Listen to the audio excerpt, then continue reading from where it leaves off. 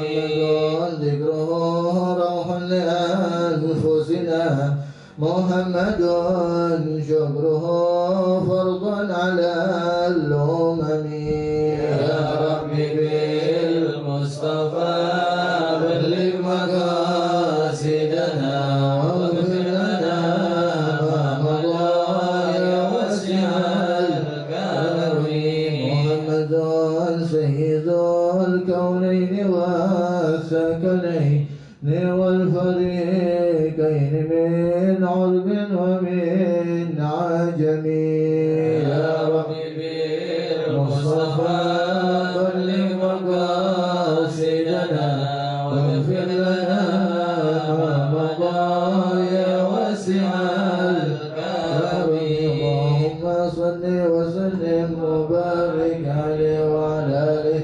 السلام عليكم ورحمة الله تعالى وبركاته. Alhamdulillah wassalatu wassalamu ala Rasulillah Muhammad ibn Abdullah wa ala alihi wa sahbihi wa man walah wa la hawla wa la quwwata illa billah. Rabbi shrah li sadri wa yassir li amri wa hlul 'uqdatam min lisani yafqahu qawli. Rabbi zidna ilman nafi'a warzuqna fahman wasi'a. Allahumma salli ala sayyidina Muhammad al-Fatih lima ughliqa wal khatim lima sabaqa nasiril haqqi bil haqq wal hadi ila siratikal mustaqim wa ala alihi haqqa qadrihi miqdarihi al-'azim. Wa ufawwidu amri ila Allah innallaha basirun bil ibad. Amma ba'd. Alhamdulillah, puji syukur kehadirat Allah Subhanahu wa taala yang mana masih memberikan kenikmatan kepada kita semua, nikmat sehat wal afiyah, nikmat panjang umur, nikmat iman dan Islam, yang mana pada malam hari ini Allah masih mentakdirkan kita untuk hadir di majlis ilmu, yang mudah-mudahan dengan hadirnya kita di sini dosa-dosa kita diampuni Allah Subhanahu wa taala. Kita diberikan keberkahan di dalam menuntut ilmu oleh Allah Subhanahu wa taala, dan mudah-mudahan ilmu yang kita pelajari manfaat buat kita dan keturunan kita dunia akhirat. Amin amin ya rabbal alamin. Qala al-musannifu Bismillahirrahmanirrahim. Di sini pada malam hari ini kita melanjutkan daripada kajian kitab Nasaihud Diniyah, nasihat-nasihat agama yang dikarang oleh Al-Habib Abdullah bin Ali Al-Haddad, pengarang Sahihul Ratib Al-Haddad, yang mana kemarin terakhir di bab yang sudah dijelaskan, yaitu menerangkan, menjelaskan tentang niat. Pentingnya kita melakukan setiap perkara, setiap sesuatu dengan niat yang baik. Ya, fahaqqiq niyataka bi'amalik.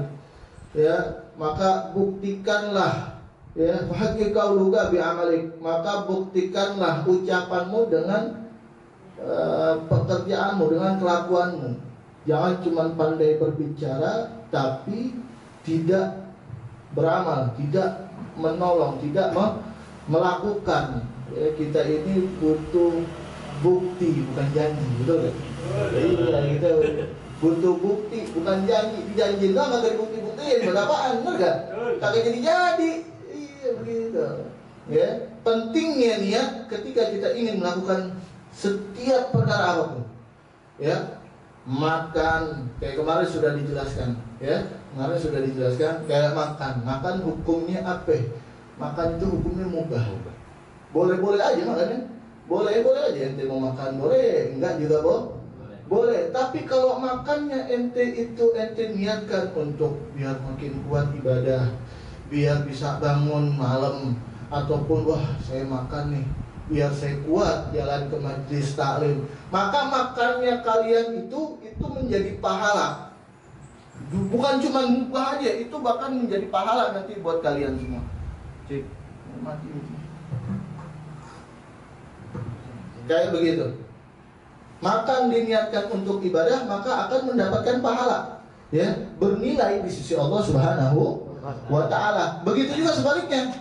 Ya, makan minum hal mubah diniatkan untuk hal-hal yang berbau maksiat dosa kepada Allah. Wah, saya mau datang konser nih, ya makan dulu. Makan kan mubah. nggak dapat dosa, nggak dapat pahala, udah mubah aja gitu. Tapi karena makan itu niatnya pengen datang ke maksiat, ingin melakukan maksiat, maka makan tersebut menjadi dosa. Ya, kamu makan banyak itu yang kamu dapatkan dosa. Naudzubillah min dzalik. Makanya Nabi sallallahu alaihi wasallam beliau mengatakan, pantengin niat, benerin, pasangin niat kita benar-benar hadir ke sini, jangan cuma buat niat satu doang, hadir buat taklim doang, jangan rugi. Banyakin niat ke sini. Ya, saya mau datang ke sini hadir maulid, apalagi hadir taklim, apalagi hadir silaturahmi, apalagi di sini hadir buat bantu-bantuin. Itu kan kebaikan semua. Oh, saya punya hajat banyak. Ini kalau hadir ke tempat kayak begini nih, hajat kita kumpulin, ya, setorin di sini kepada Allah Subhanahu wa taala, Nabi Muhammad sallallahu alaihi wasallam. Ya, apalagi tadi kayak lagi mahalul qiyam, itu kita khusyuk, ya, setorin hajat-hajat kita bawa, jangan cuma datang lenggang kosong, nggak ada niat, nggak ada apa. Ya, pasang niat benar, pasang niat benar-benar, dan benerin hati juga kata Nabi Shallallahu Alaihi Wasallam, karena Allah Subhanahu Wa Taala la yanzuru ila suwarikum wala ila a'malikum, karena Allah Subhanahu Wa Taala itu tidak melihat rupa dan pekerjaan kalian, walakin yanzuru ila qulubikum wa niyatikum, tapi Allah melihat kalian itu dari hati dan niat-niat kalian. Jadi hati itu jadi pusat perhatiannya Allah. Jadi mau ganteng, mau jelek, mau hitam, mau putih, mau kurus, mau gemuk, itu nggak penting bagi Allah Ta'ala. Yang penting itu niat, yang penting itu hatinya. Ya, hatinya itu baik, niatnya itu cakep, hatinya baik. Ya enggak? Buat apa jadi seorang guru, pengajar, tapi hatinya jelek? Nggak dipandang sama Allah Ta'ala, nggak dipandang. Ana kasih nasihat kayak gini, jadi kita ngajar kitab begini, ini nasihat bukan cuma buat antum sekalian semua, tapi buat Al-Faqir juga, ya. Nasihat ini nasihat Habib Allah Haddad ngarang ini nasihat buat semuanya rata, bukan buat cuma murid-murid aja, kagak, semua rata, ya. Sang pengajarnya pun, ya, dinasihatin di dalam kitab ini, ya. Buat apa mondok lama-lama ngajar, akhirnya ya, ngajar ilmu, tapi niatnya jelek di dalam hati. Niatnya biar sombong, niatnya biar tenar, ya, niatnya biar dikenal sama orang. Ya enggak? Amalnya bagus, tapi Allah nggak lihat. Bener gak? Amalnya bagus. Mondok belajar di agama, bener gak? Mengajar, itu kan amal dia, baik gak? Tapi yang Allah lihat bukan itu. Yang Allah lihat itu niat. Nih kamu mengajar niatnya apa? Makanya nanti di akhirat itu yang pertama kali diadab, yang pertama kali dihisab sama Allah Ta'ala itu para alim ulama. Emang ente kira enak tuh jadi alim ulama itu? Itu hisabnya berat nanti di hadapan Allah. Makanya dikatakan di dalam hadis qudsi itu nanti di hadapan Allah Subhanahu Wa Ta'ala ketika ditanyain apa yang kamu lakukan di dunia, oh saya melakukan kebaikan ini. Tujuannya untuk apa? Ya tujuannya untuk engkau ya Allah. Enggak, kata Allah. Salah besar. Itu kamu di depan saya aja begini. Hati kamu mengatakan bukan seperti itu. Tujuannya bukan karena Allah, tapi karena dunia, tapi karena pengen masyhur, terkenal, pengen tenar, pengen viral. Kayak enggak? Pengen didengar. Makanya Allah, makanya kita nih taklim kayak gini nih. Kita enggak ada tahu ikhlas kan? Ikhlas kita nggak ada yang tahu, ya. Makanya pengarang-pengarang kitab itu kebanyakan mereka habis mengarang kitab biar ngilangin rasa sombong itu, mereka udah aja gitu. Udah aja kayak habis nulis udah. Bahkan di dalam satu riwayat dikatakan pengarang kitab Safwatul Zubad, Imam Ibnu Ruslan Asy-Syafi'i, itu habis ngarang kitab syair 1080 bait. 1080 syair. Itu abis ngarang itu kitab, capek-capek ngarang itu kitab, itu dilempar ke laut. Ya Allah, saya gak tahu. Saya ngarang kitab ini karena pengen tenar, karena sombong, karena hati saya pengen dikenal sama orang, apa karena ikhlas karena aku nggak tahu ya Allah. Maka saya buang aja deh ini. Saya takut saya ngarang sampai 1000 bait lebih ini, Ada rasa sombong, ada rasa pengen dikenal sama orang. Dibuang itu kitab, tapi takdir Allah lain.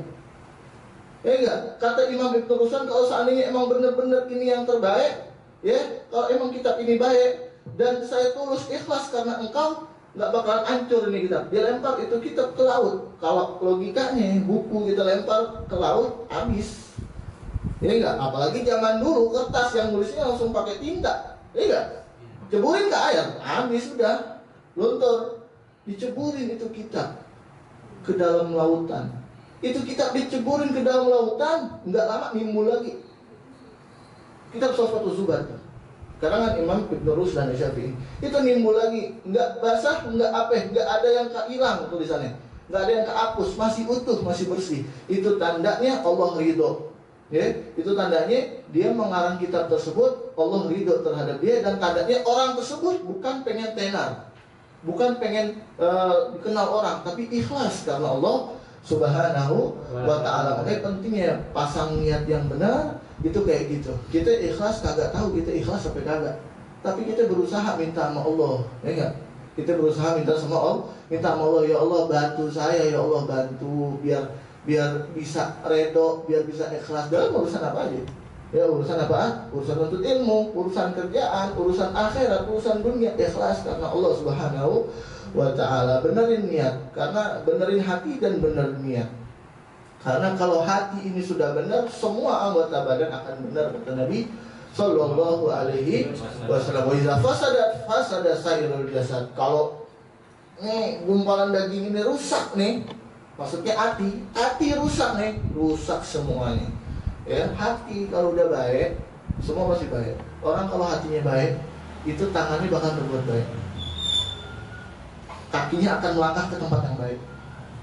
Matanya akan melihat hal yang baik-baik. Kupingnya akan mendengar hal-hal yang baik-baik. Kalau hati itu baik, akan mengarahkan yang lain kepada yang baik-baik. Tapi kalau hati udah rusak, udah keras, udah susah buat dapat nasihat, ini tangan bawaannya mau berbuat zalim. Ini tangan bawaannya pengen berbuat dosa. Mata bawaannya pengen berbuat dosa. Kaki bawaannya pengen berbuat dosa. Semua anggota badan bawaannya pengen berbuat dosa, pengen ngerusak semua. Pengen berbuat hal-hal yang bisa merusak dirinya dia nanti di akhirat. Makanya ya hati ini benar-benar dijaga. Kita minta doa sama Allah Subhanahu wa ta'ala. Makanya Nabi SAW mengajarkan, Nabi di sini dikatakan bahwasanya Nabi itu banyak membaca doa, ya mughalibal qulub sabbit qalbi ala dinik. Wahai yang maha membolak-balikan hati, itu Allah. Ya Allah, sabbit qalbi ala dinik. Ya Allah, tetapin hati saya atas agamamu ini ya Allah. Padahal Nabi, bukan berarti Nabi, Nabi takut kali iman ini. Enggak, Nabi memang maksum, enggak bakal melakukan maksiat. Nabi mengucapkan doa ini mengajarkan kepada umat. Ya, sekelas Nabi aja masih ketakutan buat imannya itu diambil sama Allah Subhanahu wa ta'ala. Ngajarin umat biar sering-sering baca ini. Makanya ini kalau bisa kita lazimin. Dan tiap habis sholat 5 waktu baca doa ini. Ya mughalibal qulub sabbit qalbi ala dinik. Ya Allah, tolong tetapkanlah hati aku ini di atas agamamu. Kita kayak gini, apalagi kalau kita lagi melakukan hal-hal yang baik-baik. Ini kan kita lagi habis maulidan, ya enggak, habis itu taklim. Ini hati nih, panjatnya nih, doa nih minta sama Allah. Ya Allah, ini saya lagi ngecas iman saya nih, ya Allah tetepin kayak gini terus ya Allah. Begitu Nabi ngajarin itu biar jangan doanya buat dunia aja, sekali-kali doa buat akhirat. Jangan cuma doa dunia, minta kaya, minta begini. Doa buat akhiratnya dia lupa. Ya enggak? Sekali-kali dong minta doa untuk akhirat. Ditetapkan iman dan Islam di dalam hati. Ya Allah, ini saya lagi kayak gini, tetepin kayak gini terus. Jangan turunin ya Allah. Ini kan kadang-kadang gitu sibuk ngurusin doa minta dunia, urusan akhirat kita lupa. Tanpa kita sadarin iman kita lupa naik apa turun. Ya enggak? Banyakan turunnya, naiknya jarang. Begitu. Harusnya kita minta, ya Allah, kalau emang iman saya ini harus naik turun, lebih seringin naiknya ya Allah, begitu. Jangan turun mulu, turun naik sekali, turun dua, naik lagi sekali, turun lagi dua, dah ambles. Kagak kelihatan nih, kagak kelihatan. Enggak, mungkin kagak tuh kelihatan. Begitu pentingnya kita menjaga niat dan hati. Wa iyyaka wal qaswah. Kemudian dilanjutkan bahwasanya wa iyyaka wal qaswah, hendaknya kita menjauhi sifat keras hati.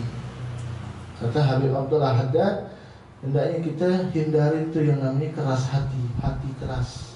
Oh, hati keras kayak gimana? Kata beliau, ghiladul qalbi wa jumudihi hatta la yata'atsaru bil mau'izah. Hati yang keras yaitu adalah hati yang ketika dia mendengar nasihat tidak berbekas di dalamnya. Itu hati yang keras. Ya, kalau hati yang lembut ketika dia mendapatkan nasihat akan berbekas di dalam hatinya dia. Wah, tadi takdim begini, nasihatnya begini. Hati yang keras dapat nasihat begini, udah aja. Ya enggak? Acuh aja gitu, masuk kuping kanan, keluar kuping kanan lagi, belok, lebat banget, muter. Mending kalau lewat kuping kiri, sampai kalau ada yang nyangkut tengah-tengah, enggak? Gitu. Hindarin daripada kerasnya hati. Orang yang keras, hati yang keras itu adalah yang ketika diberi nasihat maka tidak ada yang membekas sedikit pun di dalam hatinya. Wala yariku wala yarinu inda zikrul maut wal wa'ad wal wa'id wa ahwalil akhirah. Dan hatinya itu nggak lunak, nggak luluh ketika dia mendapatkan nasihat-nasihat berupa zikrul maut, ingat meninggal, ingat mati. Aneh tiap ngajar kok jadinya zikrul maut mulu ya. Ya udah hampir sebulan aneh taklim ngajar babnya zikrul maut mulu. Enggak? Ya, alhamdulillah berarti kan kayak gitu. Tandanya kalau kita diingetin ini dari Allah nih. Ya, tiap ngajar pasti bahasa zikrul maut. Ingat mati, tandanya Allah pengen nih sayang berarti sama kita biar iman kita naik. Ya, biar iman kita benar-benar dices naik, benar-benar ingat kepada Allah Subhanahu wa taala. Orang yang hatinya keras yaitu adalah ketika dia diberikan nasihat berupa kematian, dia acuh aja, tidak luluh hatinya. Di depannya jelas ada kematian, ya, tapi dia kagak menjadikan itu pelajaran, ibrah. Dia nggak jadikan itu ibrah. Dia nggak jadikan itu, waduh, gambaran. Waduh, saya habis ini kayak begitu. Waduh, sekarang dia begini. Ya enggak? Dia nggak jadiin kayak begitu. Akhirnya karena dia tidak menjadikan hal seperti itu, hatinya jadi keras. Hatinya jadi keras. Nah, kalau kita seumpama ada orang ngebahas tentang kematian, mati segala macam, kemudian kita kayak ingat, iya ya, saya pasti bakal mati, cuma nggak tahu kapan. Itu tandanya hati kita masih lembut. Tandanya hati kita masih lembut. Tapi kita cek hati kita masing-masing. Kita nggak ada yang tahu hati orang kan. Ya kita cek hati kita masing-masing. Ya enggak, hati kita ini keras atau kagak. Ketika kita dapat nasihat, kemudian kita terima nasihat tersebut, tandanya hati kita ini lembut. Ya, hati kita ini masih bisa menerima nasihat dan masih bisa ditambahkan iman oleh Allah Subhanahu wa taala. Dan kalau udah keras, naudzubillah min dzalik, jangan sampai. Ya enggak, dapat nasihat kematian, dapat nasihat ahwalul akhirah, perihal akhirat, neraka. Kalau nyeritain surga mah enak aja, ya enggak. Dulu aneh pernah belajar di pesantren itu kitab Tanbihul Ghafilin. Itu di situ menjelaskan tentang hurul ain, bidadari. Bukan bidadari doang, lawan bidadari apa? Syaitan, iblis, bagaimana sifat-sifatnya itu ada. Surga bagaimana pintunya segini, itu kenikmatannya apa aja. Bukan cuma surga doang, neraka juga ada. Kita kalau lagi bahas surga, gila, menghayal lah tuh hayalan kita. Panjang begini, andai punya bidadari, kayak gitu. Itu begitu tuh. Pas udah masuk ke bab neraka, udah nggak bisa kita buat ketawa-tawa. Bahkan ada yang ketawa pun ditegur sama guru kita. Ini galbun kos ini orang, hatinya keras. Bisa-bisanya lagi ngebahas neraka dia ketawa. Nggak mestinya kita jadi ingat, ya Allah, neraka. Sayyidina Umar bin Khattab aja saking takutnya sama neraka sampai ngomong begini, Sayyidina Umar, andai makhluk Allah nih semua, dari zaman Nabi Adam sampai manusia paling terakhir, yang masuk neraka cuma satu, maka saya takut yang satu itu adalah saya. Itu kata Sayyidina Umar bin Khattab, saya takutnya yang satu itu saya, saking takutnya sama nerakanya Allah Subhanahu wa ta'ala. Padahal beliau sekelas khalifah, Khulafaur Rasyidin, Amirul Mukminin, sahabatnya Rasulullah SAW, yang ngebelain Nabi Muhammad, yang memperjuangkan agama Islam. Bahkan kuburnya bersanding dengan baginda Rasulullah SAW, masih segitu takutnya. Bahkan beliau juga dikabarkan 10 sahabat yang dijamin masuk surganya Allah Ta'ala. Ya, masih segitu takutnya sama nerakanya Allah. Coba kalau kita, ente udah jadi ahli surga, Don, kagak ngaji besok, boro-boro ngaji, kontakannya dihapus. Habib udah ahli surga, udah pegang kunci surga. Gitu. Kalau kita itu ya, lain loh. Sayyidina Umar kasih tahu gitu sama Nabi, wahai Umar, ya, kamu ini termasuk daripada 10 sahabat ahli surganya Allah Ta'ala. Mungkin nangis ya Allah, takutnya di pertengahan jalan umurnya itu dirubah sama Allah Subhanahu wa Ta'ala karena dia melakukan kesalahan. Loh, ini amanah gede, dikasih hadiah surga. Ini amanah nih, harus dijalanin benar-benar. Takutnya di pertengahan jalan dia melakukan kesalahan kepada Allah, akhirnya Allah robah. Tuh, orang imannya kalau kuat itu seperti itu, ya. Kalau imannya kuat, ketika dia mendapatkan keistimewaan, dia malah takut, dia malah sedih. Ya, kemarin kayak Ana sudah bahas di malam Selasa, di antara min auliyaillah, wali-walinya Allah itu paling gak demen kalau dipuji. Mereka itu kalau dapat pujian itu kayak dapat musibah. Kalau kita kan dapat pujian, demen banget emang dipuji, paling demen banget dipuji, masih orangnya paling demen banget dipuji. Ya enggak? Begitu. Kalau ulama dipuji, itu kayak dapat musibah, nangis. Saya bukan begitu. Itu begitu tuh. Itu wali-walinya Allah zaman dahulu itu begitu. Ketika dipuji, itu pasti begitu. Saya bukan begitu. Kamu kalau tahu aib saya nih, kamu gak bakalan mau datang ke sini. Gak bakalan memuji-muji saya seperti itu tuh. Musibah, dia nangis. Ya, lain sama orang yang imannya gak kuat. Kayak kita sedikit demi sedikit ya, nguatin daripada iman kita, ngeces daripada iman kita, ya. Jangan sampai hati kita ini termasuk daripada hati yang keras. Naudzubillah. Karena Rasulullah SAW bersabda, ab'adul asya' minallahi ta'ala al-qalbul qasi. Orang nanti di akhirat itu yang paling jauh, nih Nabi yang ngomong nih, yang paling jauh dari Allah Subhanahu wa Ta'ala, yaitu adalah orang yang hatinya keras. Tadi udah tahu kan definisi hati keras itu apa? Nggak mau menerima nasihat. Dia rajin ngasih nasihat.